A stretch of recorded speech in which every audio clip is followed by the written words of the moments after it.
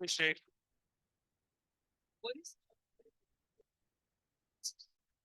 Welcome to the story hour.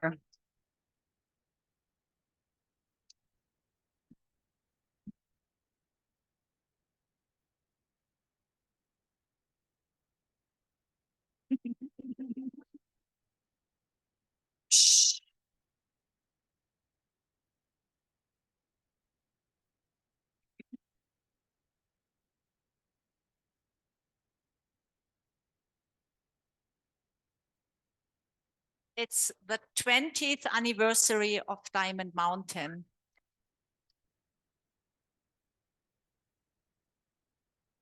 This place has been built by hundreds and hundreds of people with a lot of effort. Who was confirming? And I was thinking that we covered today the whole story from the beginning till today. And we have 11 speakers lined up who share their story. And Chikmila is starting with how everything began. Okay. Thank you so much.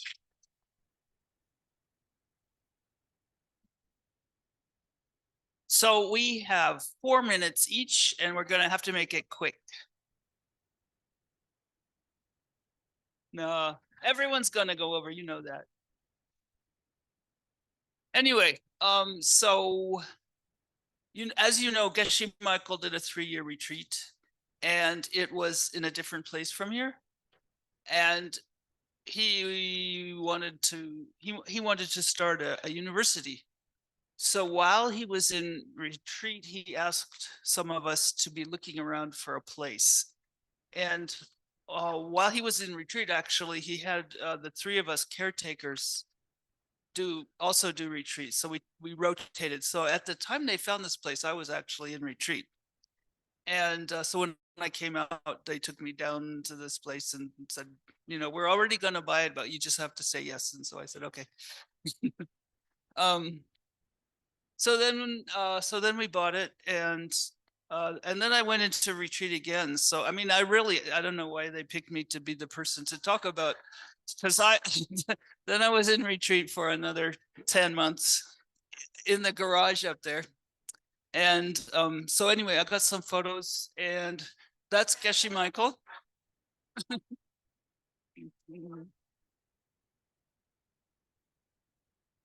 That's when he one of the first times he came up here and looking around and, you know, trying to be a cowboy. Okay, next one. Oh, so I was in retreat. These are Kodamundis, and they're really cute animals. And somebody else is gonna cover it, but I just had to show you how cute they are. They would come and look in through the window and ask me to feed them. Okay, so this is the retreat valley before the houses were built. And so I used to walk up there a lot. It's I don't have very many pictures of it, so this is not really a beautiful picture, but it kind of gives you an idea of what it used to look like. Next one. Okay, so this is when we first started, we were over in Jamyang House, in Venerable Cat's house. And this is how crowded we were. That's a picture of Geshe Lotar from the back. He came to teach. And so that was taken during the break, I think. And so you might recognize some of those people. If you turn their hair gray in your mind, then you. Okay, next one. Geshe Michael was translating for Geshe Lotar, and they have a very sweet relationship. Geshe Lotar is Ken Rinpoche's nephew, and so they're kind of like brothers. Geshe Lotar is a little bit older, but he's like took care of Geshe Michael when he was in the monastery in India, and he's still in touch with us quite a bit. Okay, next one. Oh, yeah. So this is when, in the very beginning, when people were debating, this is kind of like a typical, these are 2 of our main debaters, actually. They look kind of funny, but nobody had any money, so they just, it was cold, and so they just put on whatever they could find. And so that's Brian and Evan. Okay, next one. So that's this building. And it was built by hand, you can see. Do the next one too. That's the same thing. Yeah. That's one of our, yeah, and Kramer, that's one of our translators. And so yeah, it was a lot of work. A lot of people worked really hard. I didn't do much myself. Oh, and this is Ani Pelma. She's helping to make adobe bricks. It was very much hands-on, this whole thing. Next one. This is this is Venerable Kadding. She's also making bricks. No, not making bricks. She's stirring mud or something, right? Plaster, yeah. Yeah. Okay. And just so you know what a straw bale house looks like from the inside, in case you've never seen one. Some of our houses are made of straw bale, and that's what it looks like before you put the plaster on. Next one.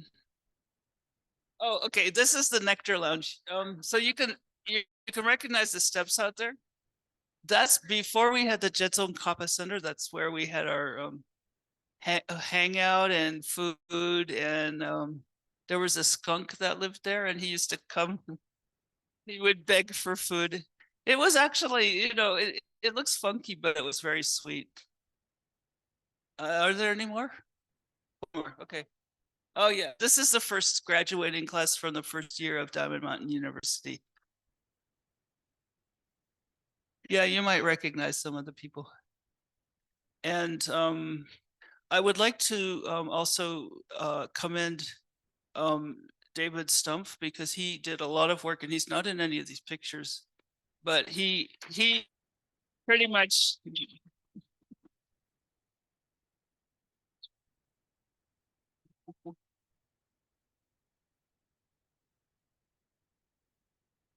he and his wife Sarani started coming before Geshe Michael's 3-year retreat, and helped build his place, and then helped build this place. And so anyway, we owe him a big thanks.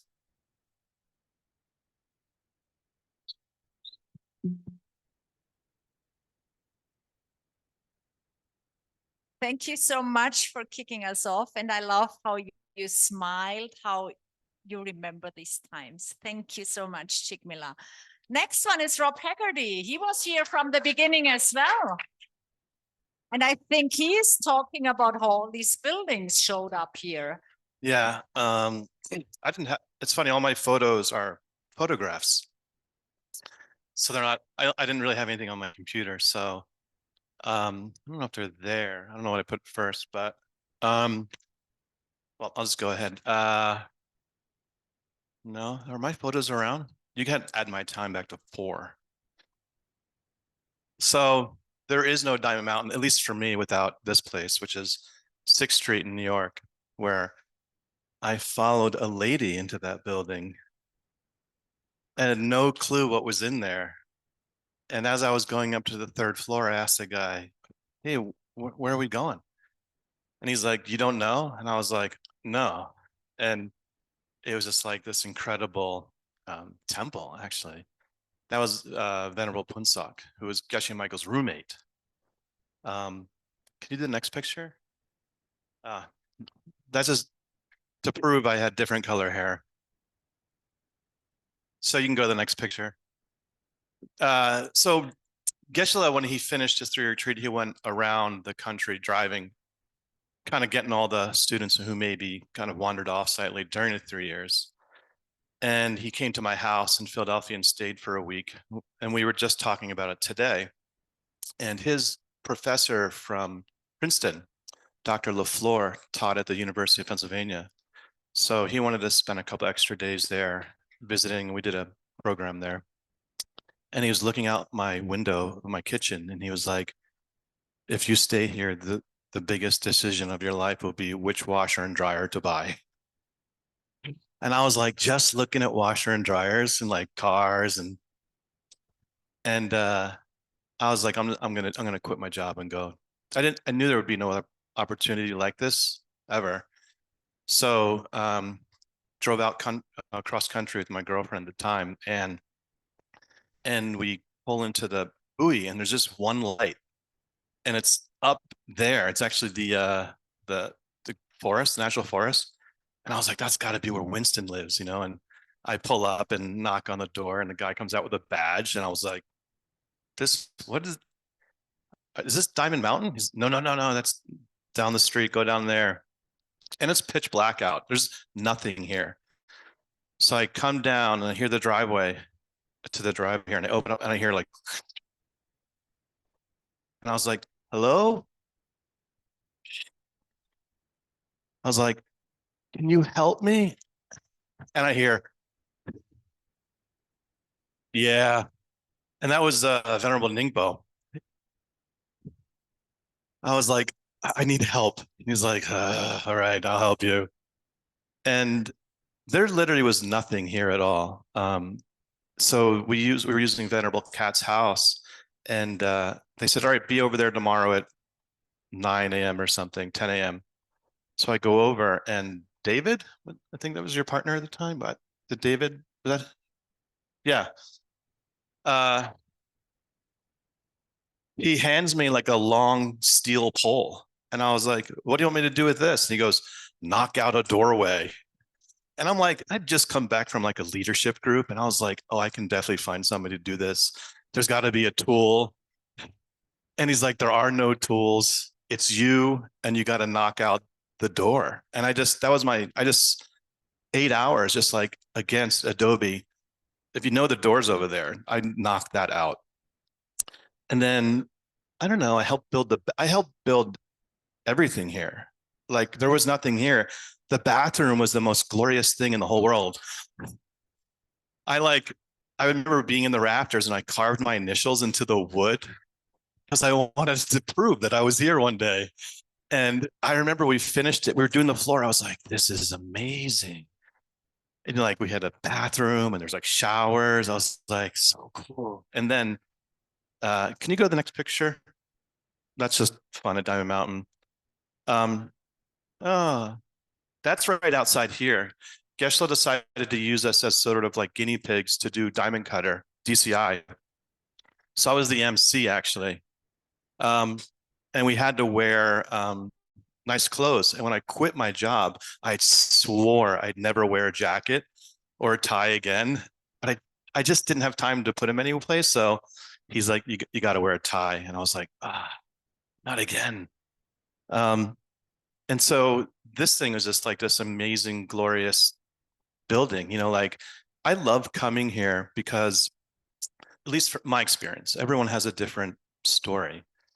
But, you know, like all of our sweat, everyone who came here to Diamond, all of us, all of our sweat and blood and tears are like in every single building here. Like there's not a place that we can't, all of us who are here can't walk.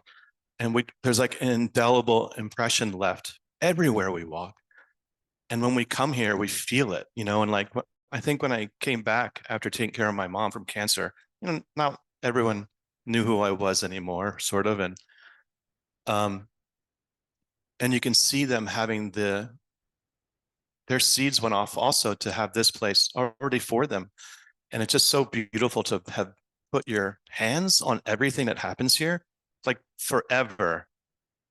You know, all of us who went to school here will always, I don't know, we'll never leave this place. I think we'll always stay here.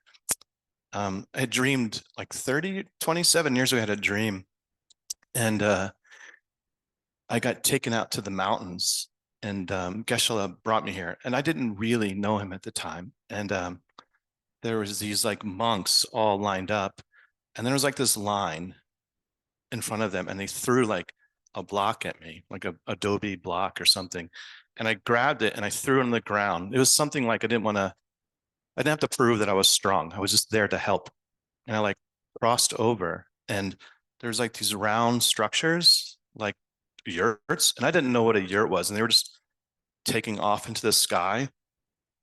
And I saw this rainbow, and it was like over there, and it kind of went like this, and it kind of did this little, which is like in the way in my last probably 10 years of my life, it didn't break. It just kind of went like that.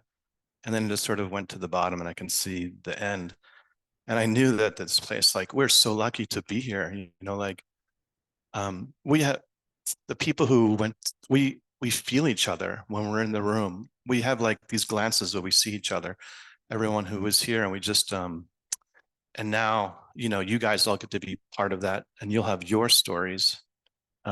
So I hope that this place for you will always like stay like within your hearts. And yeah, that's it.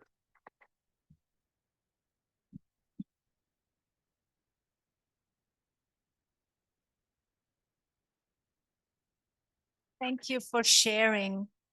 Next up is Andreana. She talks about the Sacred Dance program. Maybe we need to revive that one.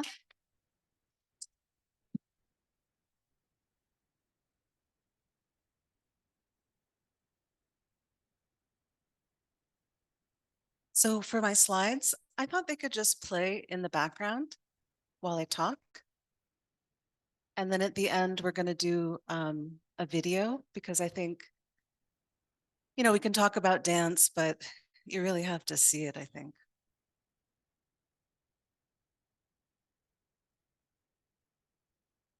So Geshe was teaching the Diamond Way courses here. And he asked me if I would create a sacred dance program as part of the curriculum. And I don't know if everyone knows, but in our tradition, dance is considered another practice, another method for reaching enlightenment in one lifetime. So I was pretty excited. And then somehow Geshe asked me to invite my personal dance teacher to come and be the dance teacher here. And her name was Asako Takami. And she was a Japanese woman who had studied dance from India and mastered it, Odissi dance. And so we started studying traditional dance forms, and you'll see her in some of the photos. She taught in a lot of different locations around the land. And then we also studied contemporary dance forms. And Geshe asked me to invite a dance teacher by the name of Elisa Monte.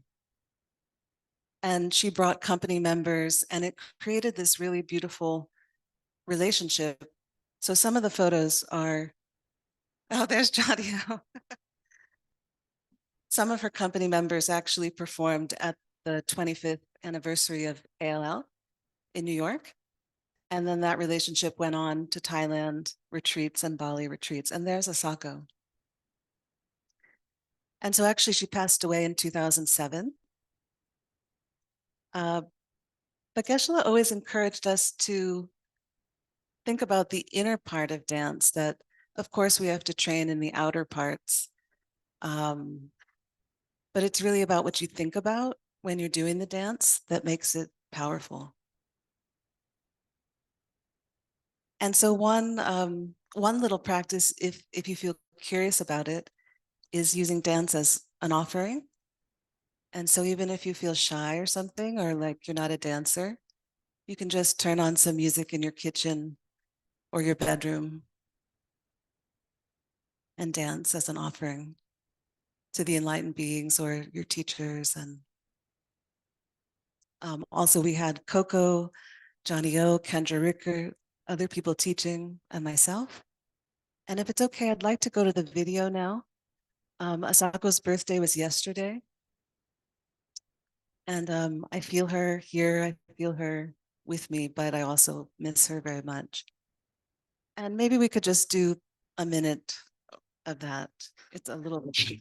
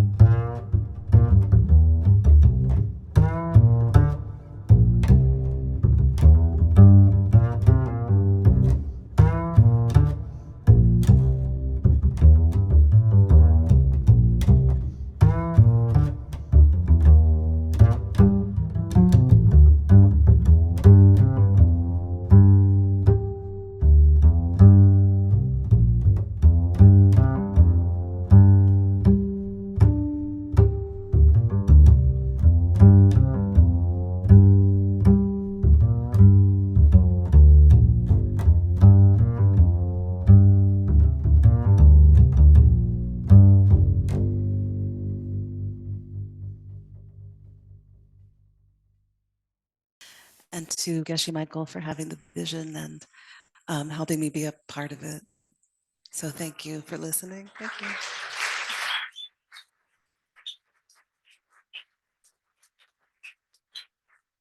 Thank you so much for the inspiration, Andreana.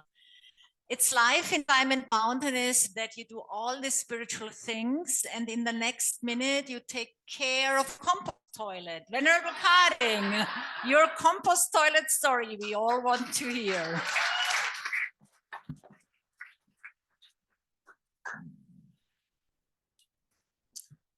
Well, and actually the story I'm going to tell is and you can show the first picture. I came from a Buddha paradise in the same river valley where Geshe Michael was doing his first retreat. I got there first, and I wasn't looking for a teacher. I wasn't looking to go anywhere. I was perfectly content raising my children in a beautiful river, in a forest, in a desert. And met Geshe Michael, and he said, "Come help me build Diamond Mountain." So I said, "Okay." Next slide. And this picture encapsulates the feeling of saying okay to this beautiful teacher. It was like, it's beyond ecstasy to build this place and support the teachings. It's the best decision I ever made was to come here and help build this place. Next picture. So I don't have any pictures of my house during the days of the temple, and I'm glad, Jigme, you brought one. But that was my first assignment. He says, make a yurt for 100 people for classes out in this field, because we don't have any classrooms. So I said, okay. So I got the treadle sewing machine, and then Winston McCullough's family, the first director who started that building, decided he didn't want to raise his family here. So he said, Kat, get your kids out of the back of the pickup truck and move into this house.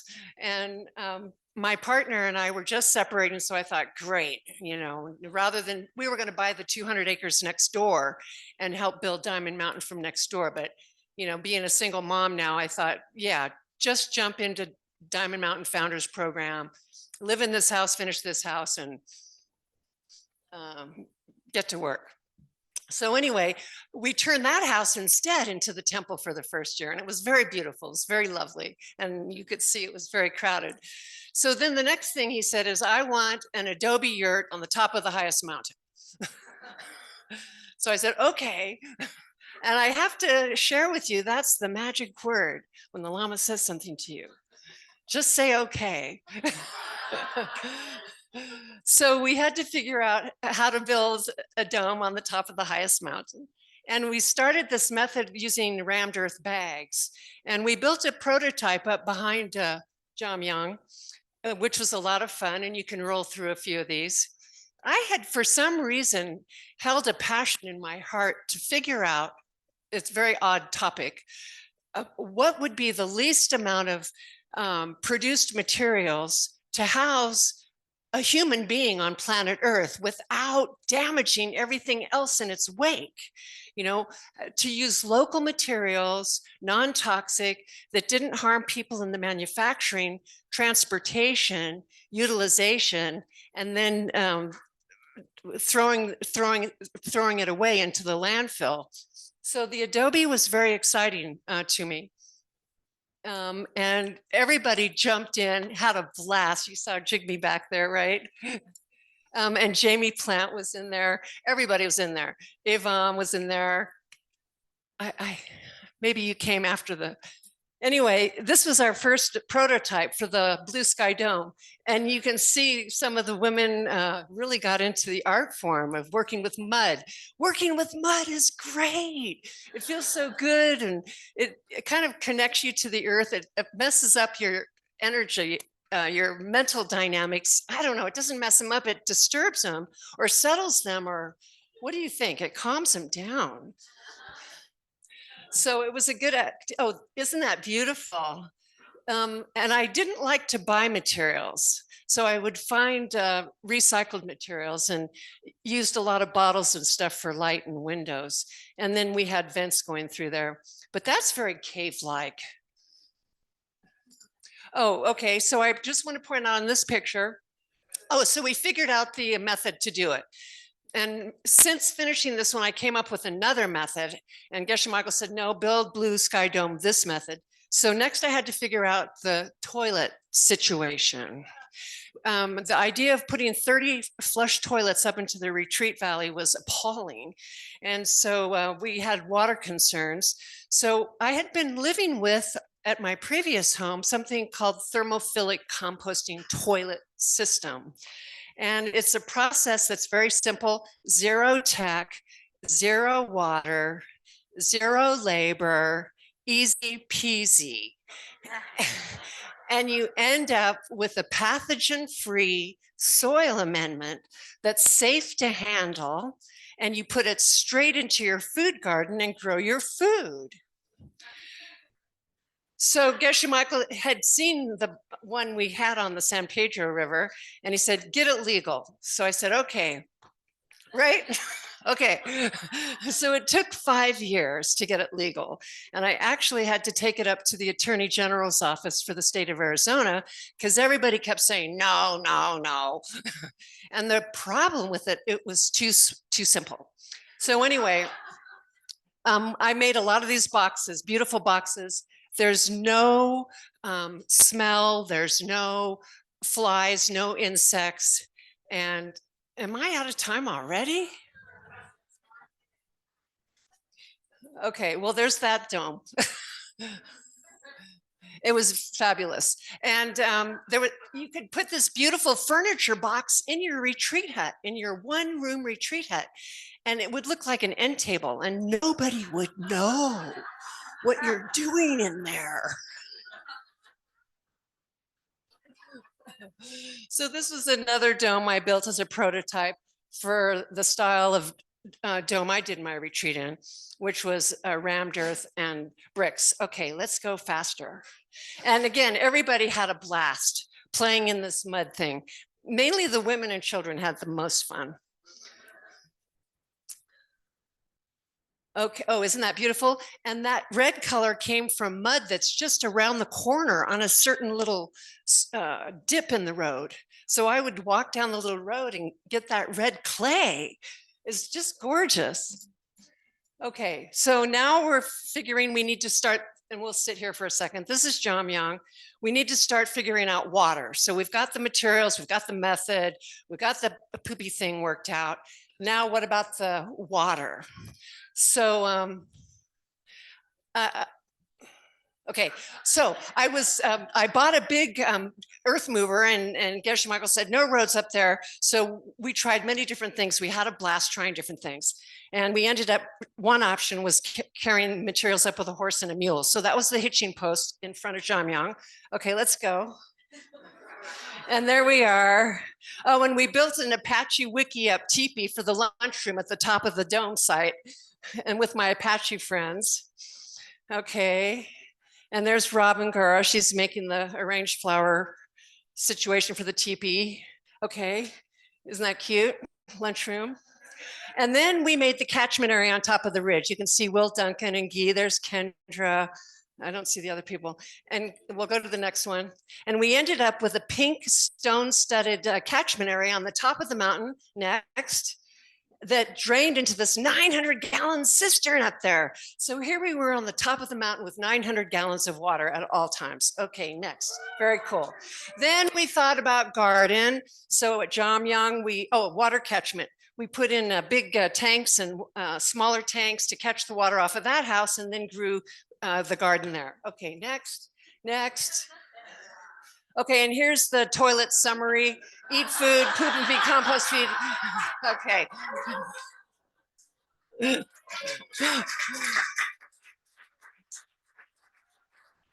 This is making a prototype that we did a protocol with the University of Arizona to demonstrate the safety for this poopy stuff, you know? So we dug the hole up by the llama yurt. That was another fun project. And there it is, the first test site. Again, using building materials that were locally made, available, with sticks and mud. Isn't that pretty? And that's what you end up with. And we had an adobe yard. We made lots of adobe bricks. Everybody had fun in the mud. Oh, and there was my retreat house, mud. It was so fun. The house cost less than the permit and the general contractor fee. Okay, it was fabulous. Okay, keep going, keep going. Oh, and here's just a few. I felt like a kid in a fort every day when I woke up. Okay, we'll just fly through these. It was super fun. It was a great mud pile. Kitchen outside, bathtub outside. Oh, Starship Kachara Launchpad 22 Diamond Mountain. And thank you everybody for making this place possible.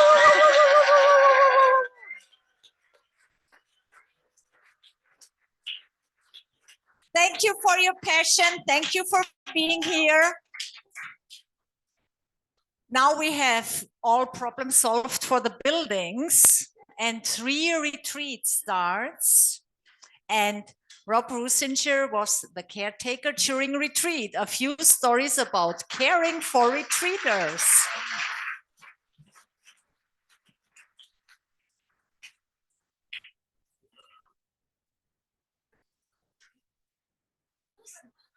I forced him to do that. You see that. I've got to have notes to do it. So I was actually absolutely, totally terrified the first time I came here. And I'll tell you why. So Venerable Chucky and JB, who I met in Tucson, told me there's going to be these secret teachings at this place out in the desert, and you should apply to attend. Sorry, I'm not used to it. So they told me to write a letter to New York to Geshe Michael, and they would ask him if I could attend. And so I did it, and I got the answer that I could attend. I had no idea what I was getting into. So Geshe Michael was teaching at a church in Tucson. And I thought, well, if I'm going to be in these teachings out there and I don't know what they are, I should go introduce myself. So I went to the church, and then during the break, everybody lines up in the aisle. And so I lined up in the aisle, and I finally got up there, and I said, Geshe Michael, I'm Rob Rusinger, and I'm going to be in your secret teachings at Diamond Mountain, and I just wanted to introduce myself. And he just kind of and I'm down, kneeling down below, and he's up like this, and he leans over and he said, "It's gonna be hard."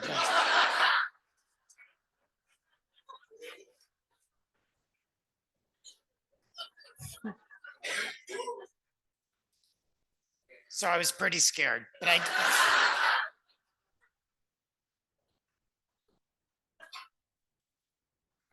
so anyway, that probably in my 20 years here, because that's really it's 20th anniversary here. And incidentally, I don't know if we mentioned it's also the 10th anniversary of the end of the 3-year retreat this month. Actually, it just within a few weeks, actually. And I think the most powerful thing and transformative thing I've had here is the Diamond Way classes, but the second most and very close second is caretaking the 3-year retreat. And it forces you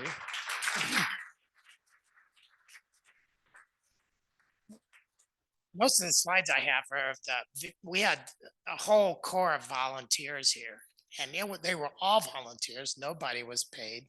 They all came out here on their own, spent 3 years here taking care of other people. And it's a really incredible opportunity because you're able to take care of these people, and you're forced to take care of these people. And that's all you do for 3 years is take care of a group of people. And you get this incredible sense of joy like you've never heard. And I think, you know, my life today is very happy. And I think a lot of it has to do with that 3 years of being out here and doing that. I'm out of time before I even start showing slides. But it was a really beautiful experience. Maybe we should probably go through a few. Let's do a few slides. Okay, so that's not really our retreaters. Oh, wait, go back. Don't go that fast. Go back. Go back to the first one. I'm going to do them quick, but go back. Okay, that's not, no, go back one.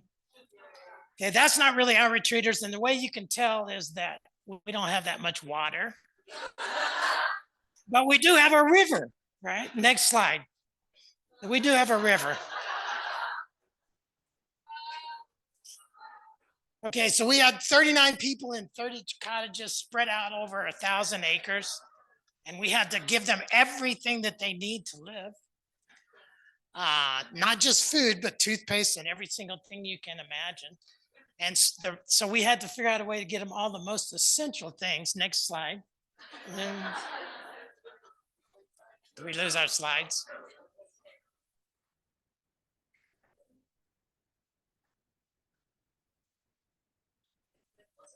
Mm-hmm. What? No, you'll love the slide if they can never get it up there.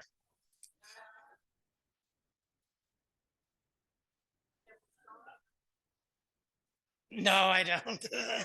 So it turns out that one of the most important elements for a fine retreat is, but there you go. It's potato chips. We ran out of, we were low on money one time, so we cut out potato chips. And we end up getting a protest song out of the valley. Okay, next slide. Okay, this is Chaz Gross. He was a volunteer from Tucson. He hooked us up with all the wholesalers and everything. He helped me load the truck and haul it up here every day. Next slide. Tahia and John. So we would shop in Tucson. We would bring everything up here. We would unload it into Kat's house, the big room over there, because there was no Jason Cup Center.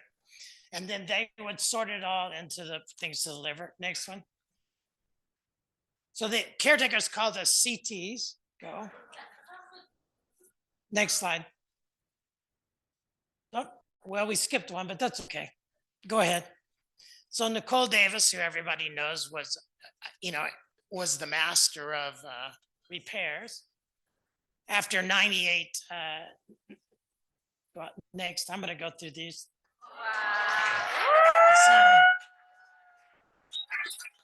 So David did so much. Yeah, he was in retreat, but he was also in there working. So we made him an honorary caretaker. And we taught him the special caretaker mudra, the secret caretaker mudra. All right, next. Oh, and you always should start a 3-year caretaking, a 3-year retreat with a double wedding that takes place in this room at 3 a.m. on the day of the retreat. Scott and Nareet took care of people's health. And all right, next one. Joe was the big part of it. Next one. Next. Chuck Vidova. So, next. One more. Next. So I put this one in here because that's my wife, Donna, and she was like the super shopper in Tucson. And they all got to know her at Safeway and they would greet her at the door. Okay, next. Jigme.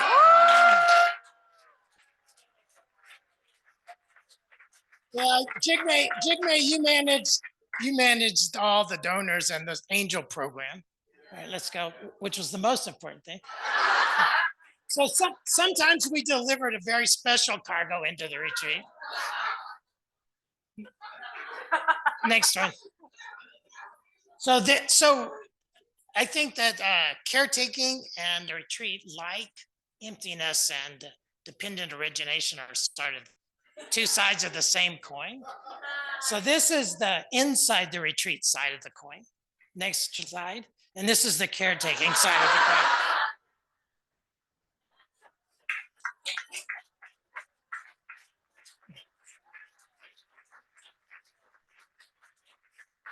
Okay, one more I think there is. And that's as good a picture as I could find of the crew.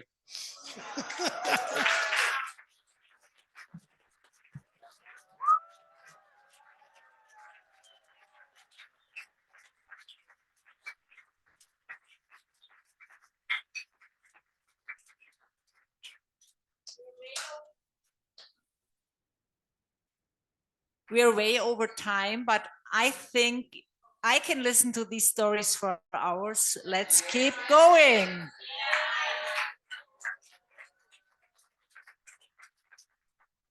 The next ones are Ben and Kendra. You have seen Ben on several pictures already, and they send us a beautiful video because they could not join today, and they talk about animals in retreat. Hi, everybody. We wish we could be there with you. We love you so much. We're here in New Mexico, and we just wanted to be there to help celebrate the 20-year anniversary of Diamond Mountain. We lived there 10 years, and somehow it's been 10 years since we've lived elsewhere, and Came out of retreat. such a special place for us. We love Diamond Mountain so much. For us, it's a sacred, special, extraordinary place, and we've had so many experiences there. I guess what we decided would be a sweet thing to talk about was our relationship with the animals at Diamond Mountain. And yeah, we had this fox named Digamo who came to us after we'd been there for almost a year on Christmas Eve. It was like the most special Christmas present we could have gotten, where our little fox finally trusted enough to come and eat out of our hands. You're not really supposed to feed wild animals, okay? do it. We learned Don't that do it. since then. We're better now. Now we wouldn't do that. And don't do that. But we were dummies for a while, and we didn't know better, and we learned. We were told. So don't do it, but it was very special. We got to be close to the animals. We had them, a lot of them had Sanskrit names in our head because we were learning Sanskrit. Like We were studying the Digamo, Yoga Sutra. Adigama, which means achievement. When she achieved and obtained all of the grapes and all of the pecans. They So- also can't eat grapes, so don't do that. Don't We do learned it. that since then, okay? And she would bring her family members. She had a partner named Mr. Yikesadoodles. That's not Sanskrit. Bitey Face was Mr. one of Bitey her Face daughters. was one of her daughters, Mr. yeah. Bitey Face was one of her daughters. And they would hang out with us, and then when Michael and Melissa would make their little hooting noise, Digamo would come down and run and get food from them. So she made the rounds, We this had little two girl. ringtail cats that I always thought of as Sylvester and Tweety Bird, who would come together and we would feed them pecans. They were so adorable. And Ben was patient enough to gain their trust so that they came and ran and kind of sat on his lap for like a few moments. It was like one run time. across my lap at least anyway. And then unbelievable, I mean mighty heroic battles of hummingbirds. People don't know man. they're very territorial animals, but we would watch them for hours go to war with each other, sometimes in large groups around the hummingbird feeder. I think we eventually took it down because we thought we were promoting hummingbird violence. Yeah, and we had a cardinal who liked his own reflection, or actually was in battle with his own reflection, and we called him because he kept hitting the reflection on the glass like at 4 in the morning, 5 in the morning. Kamikaze Takamoto. Takamoto Kamikaze. Takamoto Kamikaze. Was Right, his right, name. right. Yeah, right. And then we had, of course, there's always the javelina. We had a garden, but it was hard to maintain things in the garden because, of course, they would periodically be raided. It's hard to know exactly when a watermelon is ripe. But the javelina know. They know, and they know whenever you think you know, they know the day before you know exactly when a watermelon We is ripe. actually wrestled one of our watermelon out of a javelina's little chubby clutches, I suppose. And I think I made a watermelon juice for Geshe Michael out of that one. No, it's not true. It was still good. It was on the inside. It's not true. It's Yeah. not true. You're not now part genetically grown from javelina spit. No, it was it's still not true. good. It was still Yeah. good. Yeah. It's such an amazing place. We, enjoy them. Stay from a distance. You shouldn't feed them. It's not a good idea. It's good for them to be afraid of people because mostly people are dingbats to them. But Yeah. but when you get very quiet, you see, the trick is not to feed them. The trick is to be quiet. And in that very quiet space, the animals will come to you. They're afraid when you're loud, but they'll come when you're quiet. We love you. Take care. Okay, have a beautiful Congratulations, Diamond celebration. Mountain. We're so grateful for our time there. It's a sacred place for us, a special place for us forever. Forever and all time, and we definitely want to be back there throughout our life forever. We love you. Mwah. And don't feed Ben and Kendra. Thank you, David, for coming. Every drop.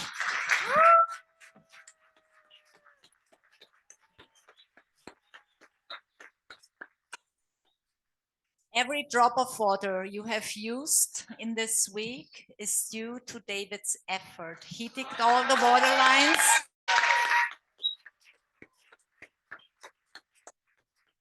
Where to start the story? Geshe always challenges you to do something you can't do. I was trained as a plant biochemist, but I was a frustrated engineer. So he needed a water system built, and I volunteered to do that, not knowing what the hell I was doing. But I had a very good friend who was a hydrologist, and so Dinsha helped me design the system. And one day I went to him and said, I need another formula. I need to make another spreadsheet. And he looked at me and he said, David, just built the damn thing. So I started building it, and I had volunteers. We had work days every semester at school. And I'd get volunteers, and we'd uncoil thousands of feet of pipe and put it all in. And we got the county to approve of the water system, not having to bury it. And we got water to everybody. One of the things I wanted to make sure everybody had was a reserve tank at their cabin in case there was a problem. So 30 days into retreat, we had 5 degrees temperature that froze most of the water system. I had an inch of ice on the top of my tank and had to break through that to get to the water. But the interesting thing was I heard this knock on the door, and Connie O'Brien was there, and she said, there's water running down the street, the main road, because one of the tank pipes is broken. So I went down, and sure enough, there was water running down the road. But everybody had a reserve tank, and everybody had water. So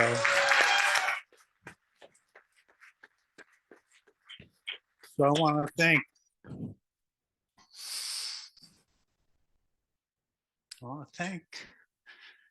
Geshe Michael for the opportunity to serve everybody. And so that's my story, and I'm sticking to it.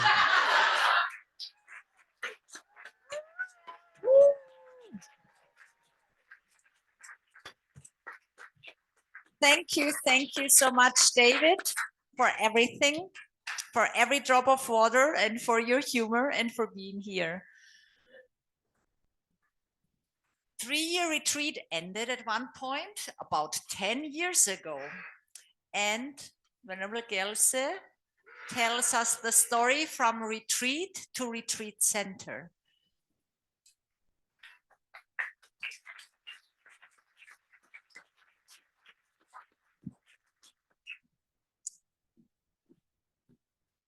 So there were, I think, 28 of us who completed retreat.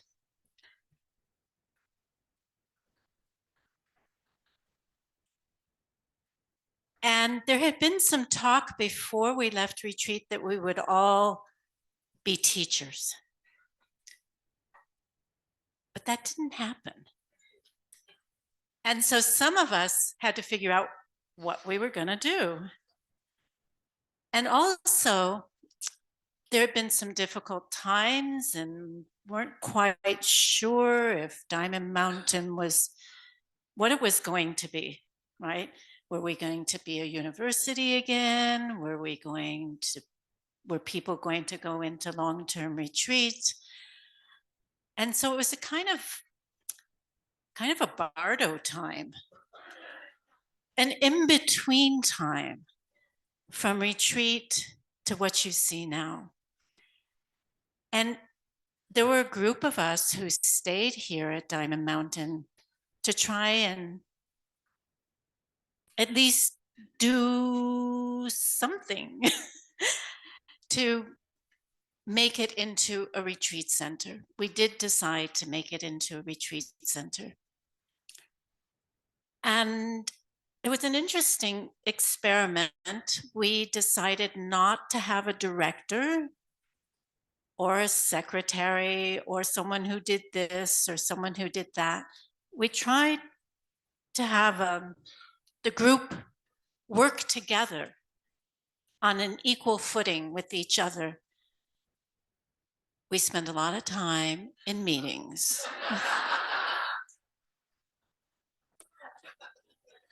Trying to figure out what we were doing and who was going to do it and who was going to be accountable for this and who was going to be accountable for that. I think it took us a couple of years to decide it really wasn't working. And we decided to have a director. And during that time, slides, yes. So during that time, when we would have gatherings here, we would have a big tent where the student center is now. And that's where you could hang out in the hot sun in the middle of the day and have your meals as well. And you can see in this picture that it's surrounded by the beginning of the student center. And the student center really became a very deep focus while we figured out mattresses and beds and how to use the cottages for more people than we ever had before, because there were only at the most 2 people in a cottage, mostly individuals. Next slide. Again, you get to meet Nicole.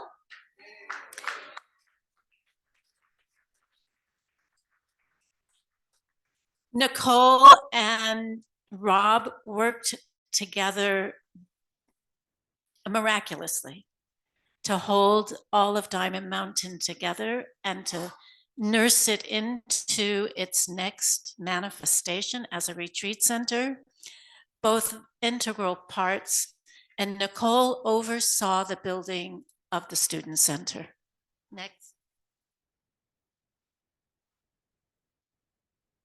Next. Next.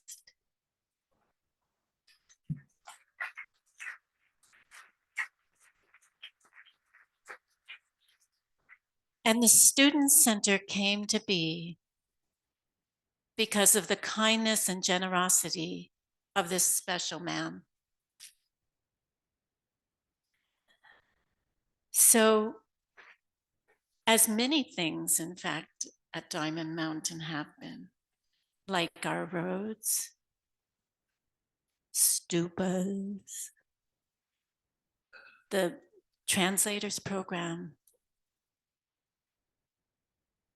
We have been so blessed. Next. Next. And then we started having retreats here at Diamond Mountain. And of course, they always have an element of music in them. Next.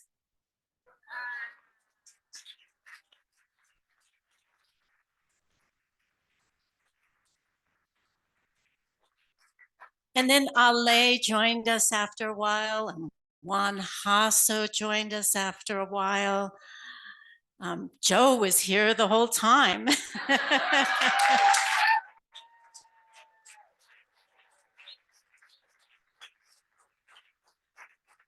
And so was John. And they're both still here.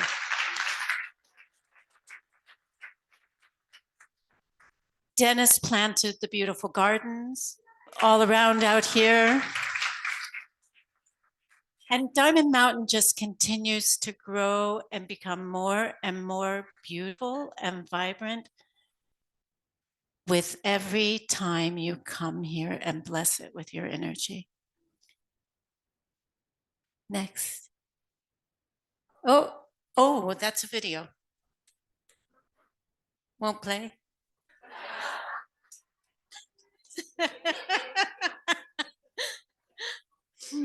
That's Ale jumping in the snow. Next.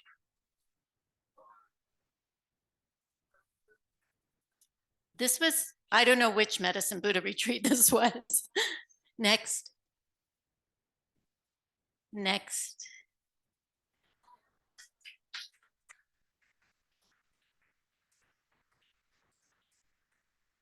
And the years kind of blend together to me. So I don't remember when Michael and Melissa came, directors, but it was after that time where we were trying to not have a director. That didn't work. And I think they're the next ones up. Yes, perfect segue. Michael, are you there? Thank you so much, Venerable Geshe. Michael, are you there? Yeah, welcome.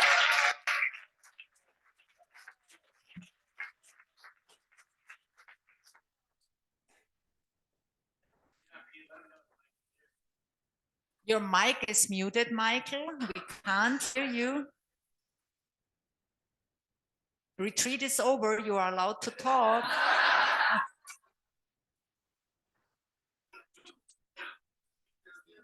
Still muted. So Michael has a lot of surprise stories. Okay. I'm unmuted now. All right. Can you hear me now? Yeah. Good, good, good. Thanks for unmuting me. What a pleasure to be here. And it was so great to hear these stories of what an amazing place it is. But really, what an honor for Melissa and I to be here. To be with so many friends from Diamond Mountain and to see Geshe and to be with Geshe again. We really miss you a lot. We've had so much time in Diamond Mountain. It's really amazing. Melissa right now is taking care of our other little responsibility called Mr. Terror. And Mr. Terror's bedtime is now, so she won't be joining us. But when I think about an anniversary, like 20 years, my mind just kind of goes back and starts to think of all the things that happened over 20 years. So I'm just going to really try to keep it short and refresh my memory of 20 years at Diamond Mountain. I remember Geshe, our first trip there was a car ride with you and a few others in the car from St. David, probably after one of the Quiet Retreat teachings from Geshe. And we got to where the student center is now. And it was rocky, it was windy, it was sharp and jaggy and full of dangerous things. And I said, oh my God, how are we going to camp here? Well, you can't put a tent in this place. The old Diamond Mountain, the previous one, was in these beautiful sandy washes with old oak trees. And it just had a different feel than this one. Then we went up to the ranch house, had a wonderful picnic that we brought up there. The spring was flowing, the flowers were there, the old ranch house was there. And I looked out at the valley and I kind of right then realized what Geshe wanted for this. And it was his vision to replicate the university system and the monastic universities from Tibet and India here in America. And I looked out from the ranch house down at this retreat valley, and it's like a big horseshoe, and there's only one way in and only one way out, and it blocks all light, it blocks all sound, and it was just like the perfect place for a retreat. So whoever found Diamond Mountain, I know there's a lot of people working on it while Geshe was in retreat, but he did a fantastic job. And And then the vision came true, right? The Diamond Mountain, for me, has different phases, right? Then there was the university phase. The university phase was unparalleled. The teachings that we received from our lamas was absolutely amazing. Heartfelt instructions on how to change your mind and change a world and reach enlightenment in this lifetime, given to us so personally. There's so many stories from that time. I think you've heard a lot of them, so I'm just going to talk more about the later years. I noticed that as we got closer to 2010, that the student body at Diamond Mountain started getting more nervous. And I realized they were nervous about the upcoming 3-year retreat. It was a very challenging decision for someone to go into a 3-year retreat, personally, and with the to have the resources to be able to do so. It was a huge, huge challenge just to graduate from the university phase and then even just to get into the retreat. Melissa and I were lucky. We were fortunate to be asked to do the test cabin, whatever that was. We were asked to like prototype this new idea for building materials that were conducive to a retreat, a house layout which was conducive to retreat. I had to tell all my visitors before retreat when they saw our house, I was like, no, this is not the way you would build a house in Tucson or Phoenix. This is a retreat house. Everything doesn't work like a real house, but there's a reason for it. And we had to pilot DC electricity running through the houses and solar panels and solar passive hot water heaters. So all that was done initially in this one house. And we were very, very fortunate to be able to do that. And then we just fell in love with the retreat valley. And as Rob said, this is a 10-year anniversary, but we went in the end of 2010, and we lived there for over 1,000 days. It sometimes felt like 1,000 years, but it really wasn't. And the memories from there are so many. I never had such an opportunity to be so close to someone. Doing a retreat with a partner was, we breathed together. We learned each other's thoughts. We practiced everything together. We failed together. We had success together. It was absolutely a fantastic and challenging time to do that. We loved the retreat valley. We loved all the flowers. We fell in love with nature out there. I watched the moon every night. The whole design of the retreat house was the bathroom was outside the door. And you leave the bathroom at 2 a.m. There's only one thing to look at, and that's the moon up high. And it was just amazing. I was in touch with all the cycles of the moon and the sun, and the patterns of the weather, and what was going on in the inner body and the outer body. It was just so beautiful. And then it ended, and then we all kind of went back to our lives and tried to figure out what we were going to do. And we just missed Diamond Mountain so much that, Geshe, you didn't know what it was, but it was 2016, and we came back on the invitation from Rob and the board to be back at Diamond Mountain and help with the retreat center phase. So we were there in the early building phase a little bit, and then certainly for the university phase, the retreat phase, and then the retreat center phase. And so it's such an honor for us to be here and talking about that. But I couldn't finish without actually looking at the legacy of Diamond Mountain. So many students, thousands and thousands of students came through Diamond Mountain. Out of that, there are hundreds and hundreds of teachers around the world teaching how to help others, the way Geshe has taught. And there's a fountain of truth and wisdom that's come out of Diamond Mountain, which is spreading around the world. And it all started there. And you can thank Geshe for that again and again. You can see it in the room and there at Diamond Mountain and every virtual call that you're on. So it was the birthplace of so much of what has gone to be spread around the world, and we're all thankful for that foundation. So thank you, Geshe.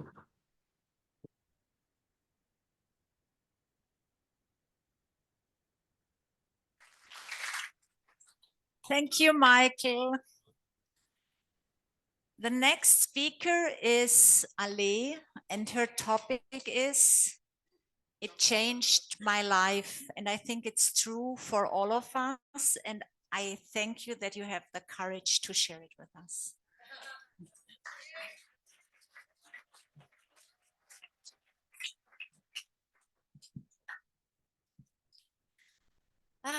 So I'm part of the Diamond Mountain family, and it was very touching seeing Michael on the screen. I joined Diamond Mountain in 2016, and thanks to one of my dearest friends, Letty, she invited me as a ACI work study. I didn't have any money at that time, and I had a broken family. And as soon as I came here, something happened that I felt that I was in home. And the same year, I decided to leave my friends, my family, and I moved to the States. And I was having a day off from a restaurant in Phoenix, and I was scrolling in Facebook. That's a good thing. And it was a sign, Diamond Mountain is hiring, and I applied. And I was blessed to give the opportunity to serve Diamond Mountain. Thank you, Geshe Michael. And what happened was that everything that I did here, helping cleaning the kitchen, the toilets, putting electricity, every single thing that I was doing here changed internally. Something happened that I was able to look my life outside Diamond Mountain, and it changed completely. After 1 year, my family starts to get together. My parents did not talk each other for more than 15 years after they got divorced. My oldest brother had a motorcycle accident, and he was in the hospital for more than a year, and he had more than 20 surgeries trying to put together his body. My youngest brother, when he was 17, he tried to commit suicide. And my youngest sister, she has special needs, and she has epilepsy, and she's not capable to take care of herself. And I was the normal one.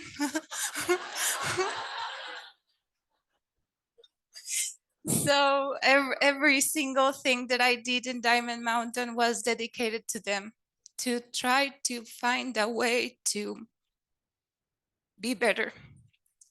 And after a couple months, I no longer feel broken, and I start to smile.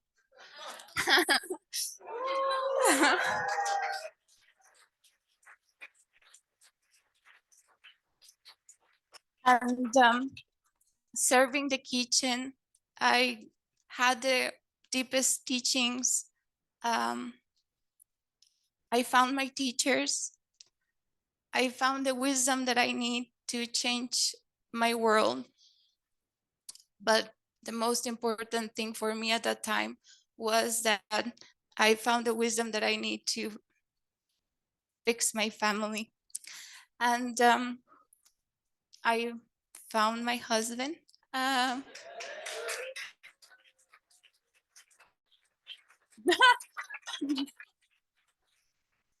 Eric is right there. The first picture that I have with my parents after many years is on my wedding day.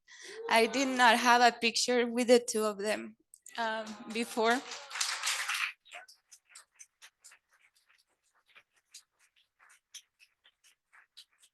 And my dad came here to see what I was doing, right? And My mom as well, but my dad was a difficult person, and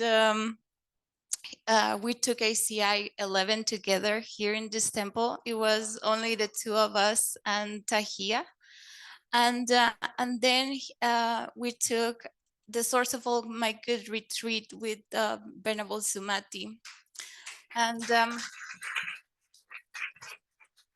after that course, my dad said, people around the world travel searching for wisdom, and you found everything that you need here. Yeah. And also my dad said, I've been searching for a teacher everywhere. And I realized that my teacher was always in front of me, and it's you.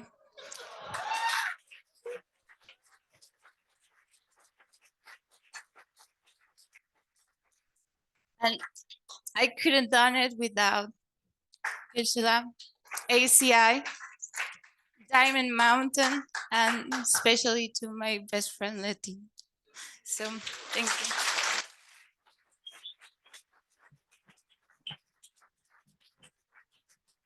Thank you so much for sharing, Ale. It takes a lot of courage. Thank you for that.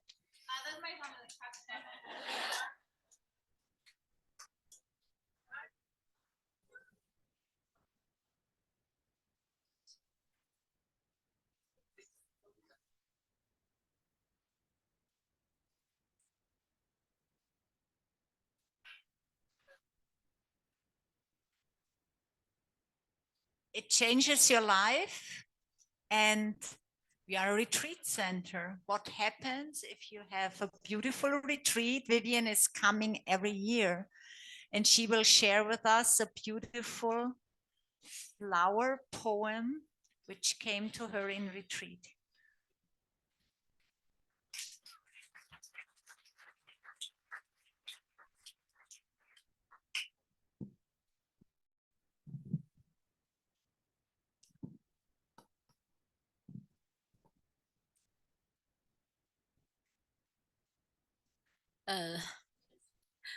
First one, I want to thank you, my Lama Geshe. Thank you so much. And second one, I want to thank you, all our teachers. You made a beautiful, beautiful Diamond Mountain. Thank you so much. Your story for me is to my heart. My heart is open. Thank you so much. Thank you. You're doing good job and good work. So I have before 2 years, I doing the DCI organizer. It's a long time, about 10 years more than. I'm busy. I'm doing a lot of work. So my mind is many that things I know. So one day I think I need to go to Diamond Mountain, but no, that time is COVID. I cannot come in. So I think what time, if I can go to Diamond Mountain, I can do my best. So after COVID can open, I come American. I met my teacher Geshe. He said, you need to go to do a retreat 3 months. Before I think I do 1 week. It's finished. 1 week I can come back. But when Geshe talk, you need to do 3 months. I'm scared because in China I have many work, many things waiting for me. But I think Lama is correct, always correct. I need listening. So I do the beautiful retreat. This song is when I'm doing the retreat, I send I reading every day my mind is many words and beautiful song. This is I sent. So please the video. This picture is when I doing the retreat, I take the picture and give the song. Okay, please.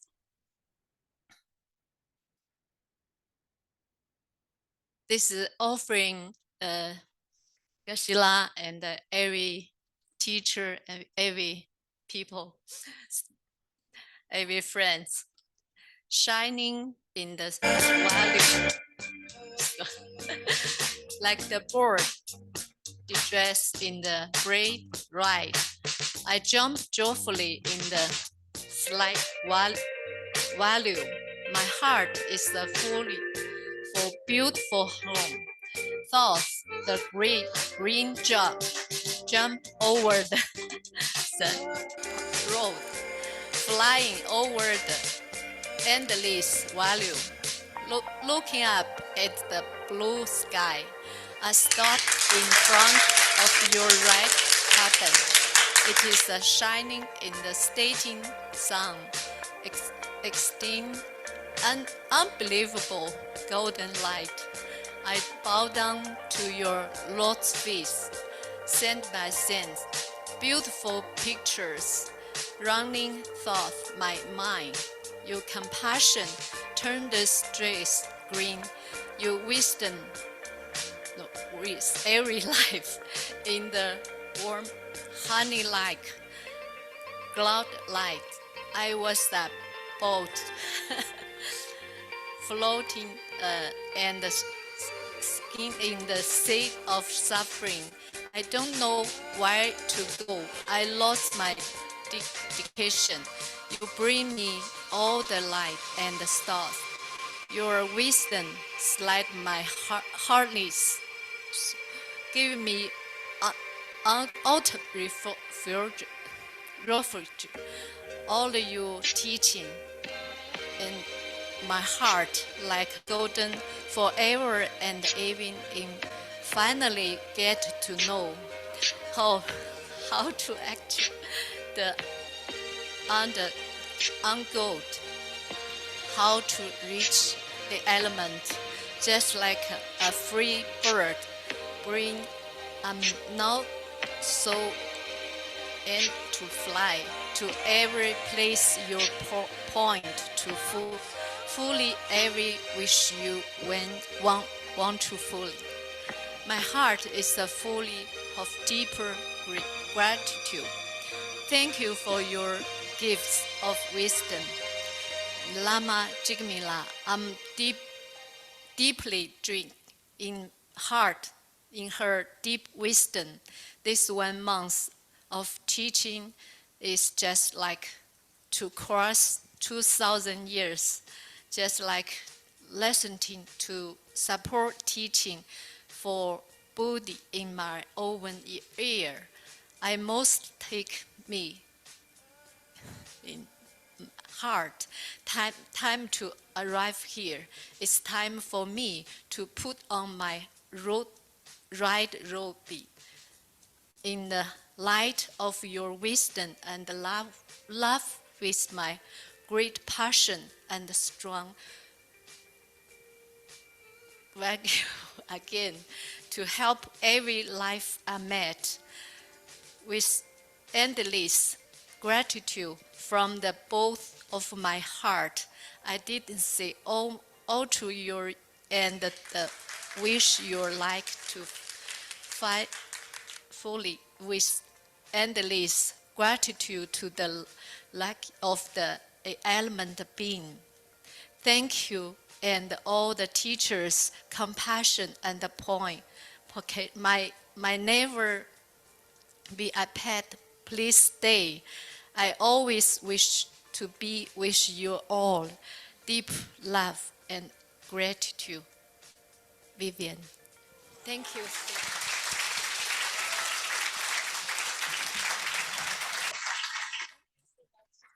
Thank you so much, Sometimes Vivian. I the words know me, but I know them. I just sorry. I'm so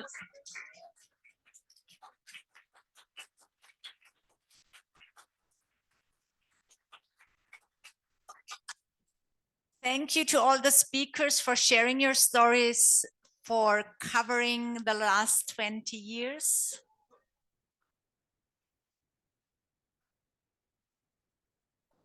It would not have been possible with the mastermind behind all of it. Geshe, would you like to say a few words as well? And then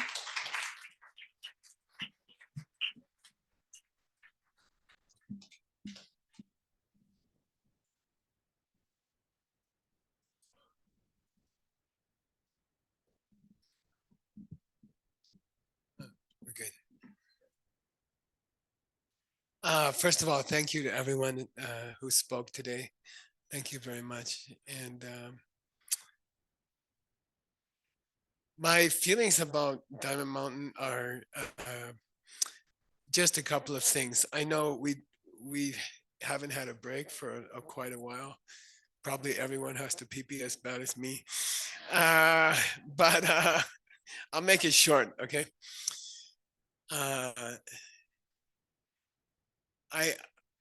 I started to do retreats in my Lama's house in New Jersey. My first retreat, I built a house for my teacher, and he asked me to build a guest room. And it messed up my hands, actually. It was the winter time, and we built a 2-story house. And then he said I could do retreat in his guest room. So it's a 3-week retreat, and that was my first retreat. And then after that, I was addicted to doing retreats, and I fell in love with doing retreats. And I think I don't know how many I've done 3-week retreats, but probably, I don't know, 20, 25, something. And then we had an idea in New York when we were finishing the ACI courses. My partner at that time was Christy McNally, and she has a good, she had a very good instinct to do retreat. And so we made this plan to do a 3-year retreat. And it was kind of frightening to think about leaving my work for 3 years. I had a very successful business. We had, at that time, I think we had 10,000 people working there. And we started with 3 people.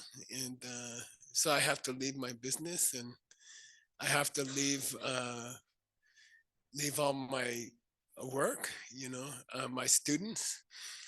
I remember the day that I stood up in New York, and I told everybody I'm going to leave for 3 years, you know, and they're like, wow. And so it was frightening. I remember it was scary to make that commitment. I think all retreats are a little bit scary to agree to leave the world for, you know, a week or 2 weeks. And by the way, I think when you do retreat, I started with short retreats, 2 days, 3 days. And people always hear about 3-year retreat. And it's not like that. You should start with 1 day, circle day. You should start with 2 days. But it should be strict, okay? And we kind of not so strict here nowadays. My 3-year retreat was extremely strict. We didn't speak at all. I remember one day we were eating. I spoke twice during the, except for public talk. I spoke twice. First one, once I was angry, and I said, "Bah!" And then the second time I was having breakfast with Christy out on the ground outside and this huge snake came, you know, behind her like this. Huge red snake, and I'm like, move. And so I think I feel retreat is extremely important. It has to be strict. It has to be serious. And I hope we can do our retreats this way. It doesn't have to be for 3 years. I think 3 years it's a goal, but I don't think it's that important. I think it's better to do 3 days and then do 5 days and then do 1 week. So I did many small retreats. Before I tried a long retreat, I did many short retreats. And it was very hard to leave my work. And I remember I was scared to leave my work because my company was very competitive. It's a real New York corporation. Maybe I think Su Gang worked in a place like this, these Japanese corporations, right? And you cannot just leave for 1 week, or you have to be. I didn't take a sick day for 19 years or something. I was, I had to be there. And then to decide to take a week or take 2 weeks or take a month's retreat, it was very frightening. And I thought my company will collapse. They will fire me. I'll come back. Nobody will be there. And, and I was scared to do retreat.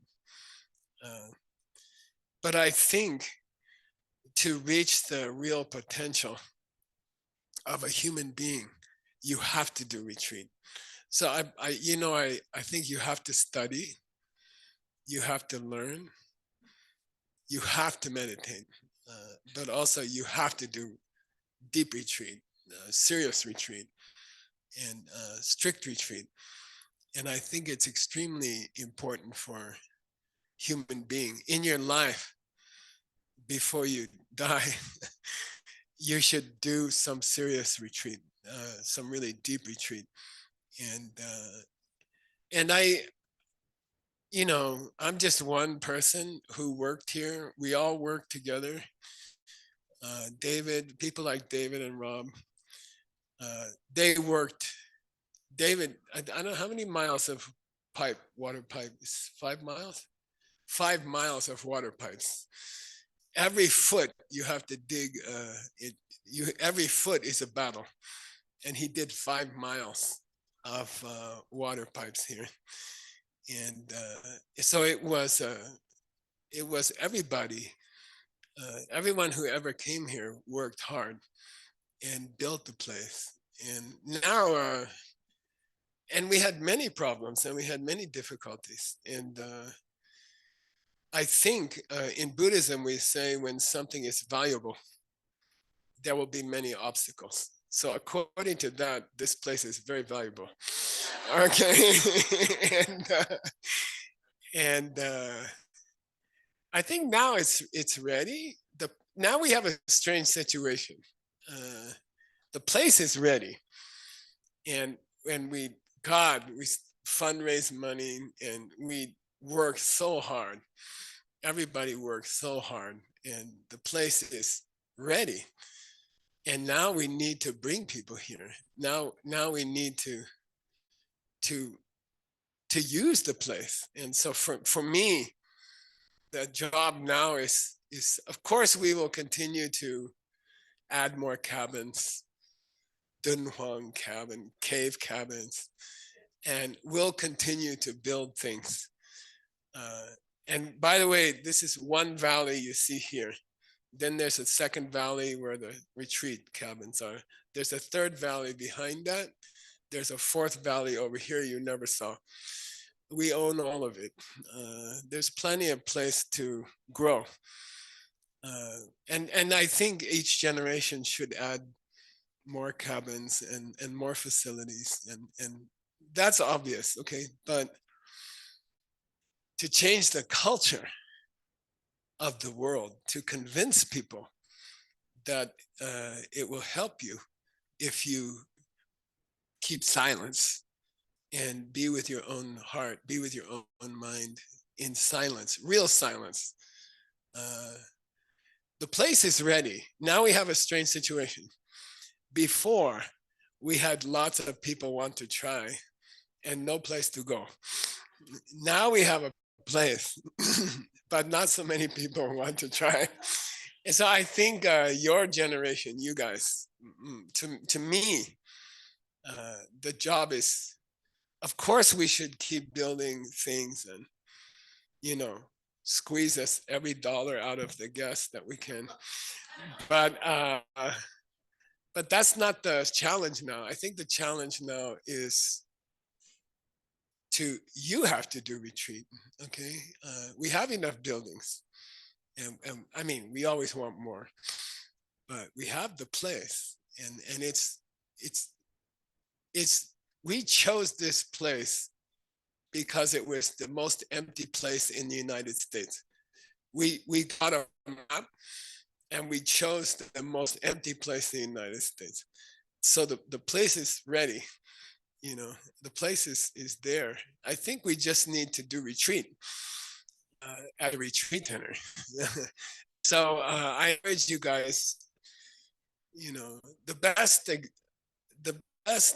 way to our culture, our world, the people in this world, they need to do retreat. They really need to do retreat. If the people in this world thought it was a good thing to do retreat, we wouldn't have these wars, we wouldn't have these problems. People would be peaceful, but they need to do retreat. We gotta convince them to do retreat. And it's not the culture of this world. The culture of this world is work, work, work, you know, until you die. And then your kids get the money or something like that. You know, it's like that. That's the culture of this world. So I think our job, by the way, you never change people by talking. You change people by doing. So what we have to do is do retreat. And we have to have more retreat. We have to use this place. We worked, so many people sacrificed so much to make this place. And now we have this beautiful place. And now we just have to get people to do retreat. Okay. So please, it's your retreat center. And it's here and it's ready. And all these beautiful cabins and this beautiful mountains, and it's all 5 miles of water pipes. It's all ready. Now we just have to set an example by doing retreat here, and good retreat, strong retreat, strict retreat. Okay, these group retreats, some silence, that's good. That's a good start. That's a very good start. But then you guys, I challenge you to use this place, okay? You don't need my permission. You don't need me to organize it. You don't need these guys. The place is here. It's been built. So create a program, make your own program, bring your own people. And we're talking about doing business retreats. We're talking about all kinds of retreats, okay? Donut eater retreats. Just sit and eat donuts for a week. No, I mean, I think, you know, the people you heard today, they sacrificed a lot to build this place. And now it's here. And so use it, you know, just please use it, okay? Otherwise, there's no reason for all this place, okay? And again, the greatest advertisement is a good example. You know, if you can say, I went to Diamond Mountain, I did a retreat, I had this amazing result, then that's gonna help. Retreat will help this world. If people learn to do retreat, this world will be a more peaceful place. So it's all ready. It's up to you guys, okay? We're all retired, right? And no, it's up to you. The place is here. And please, for the world, use the place. Create programs, come here, do programs, do it. So we did this Jetson Kappa book, as you know, and Rob Ressinger worked for many years on it. It's one of the most beautiful books in the world, I think. It even got some awards in Singapore and stuff like that.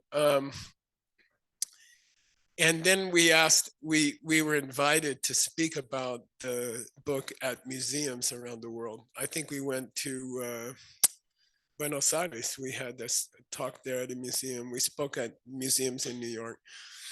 And to show the book, we made posters. We made a set of 15 posters.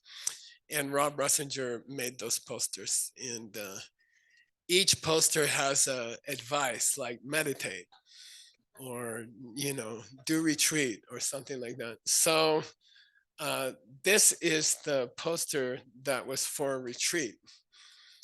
And Diamond Mountain would like to offer one to each of you. I think, right? Yeah. And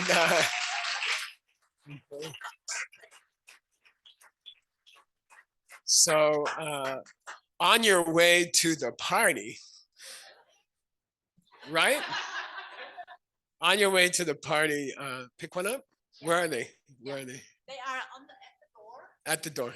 Okay. On the way out, grab your poster, go over there. Let's have a party. Thank you.